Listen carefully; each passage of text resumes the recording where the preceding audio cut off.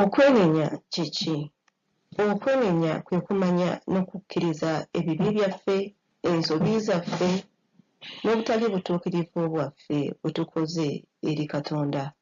Okwenenya kwe kumanya era n'okukkiriza nti nno tetutambulidde mu kujeemera Mukama Katonda waffe, era tugoberedde okuyayana kw'emitima gyaffe ne tugoberera ebiffe bye twagala mu kifo ky'okugoberera amateeka ga Mukama Katonda waffe n'ebiragiro bye, okukkiriza nti tubadde bakyamu ate Mukama ye abadde mutuufu, okukkiriza ebibi byaffe n'ensobi zaffe obutali butuukirivu bwaffe ne tubyatula mu maaso ga Mukama ne tumugamba Mukama tutambulidde mu bujeemu, tugoberedde okuyana kw'emitima gyaffe, tugoberedde ffe bye twagala, tetuwuliriza mateeka go, tetugoberedde biragiro byo.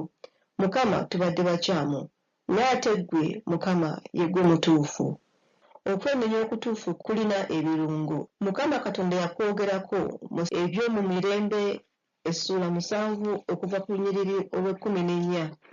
Abantu bange abatuumiddwa erinnya lyange bwe baneetoowazanga ne basaba ne bannoonya amaaso gange ne bakyuka okuleka amakubo gaabwe amabi, kale naawuliranga nga nnyima mu ggulu ne nsonyiwa okwonoona kwabwe ne mponya ensi yaabwe. Ekitanyizo ekisookera ekirungo ekisooka kigamba nti tulina okubeera abantu ba Mukama nga twamukkiriza mu bulamu bwaffe.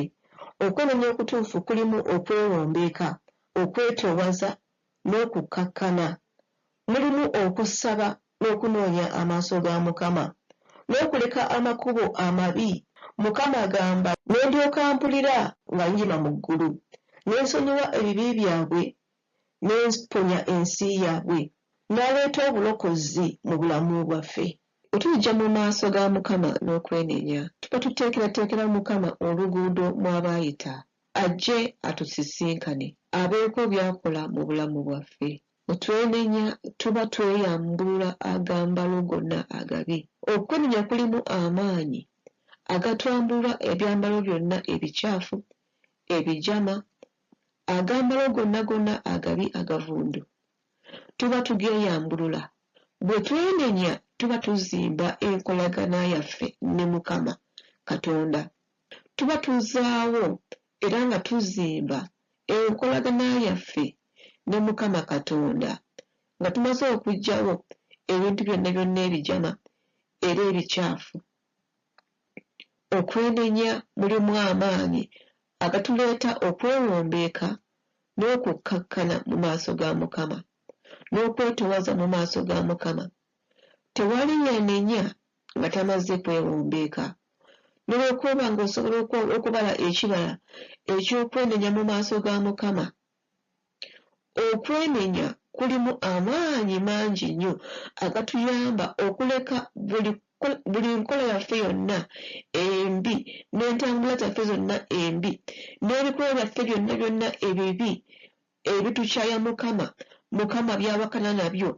Okwenenya kulimu amaanyi agatwambulula eby'amaanyi ebitusibidde mu kutambula mu ngeri etasanyusa Mukama, ne tuba nga tusobola okuleka empisa zaffe embi n'emize gyaffe emibi n'ebikolwa byaffe ebibi Mukama by'atayagala, ne tukyuka ne tusobola okukolerera Mukama by'ayagala tukole. Okwenenya kukwata ku mutima gwa Mukama Katonda.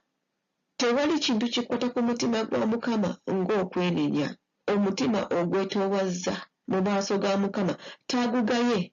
Okwenenya kw'amaanyi, kyakulwanyisa ky'amaanyi nnyo mu bwakabaka bwa Katonda, era mpagi y'amaanyi nnyo mu kulongoosa oluguudo lwa Mukama Katonda waffe.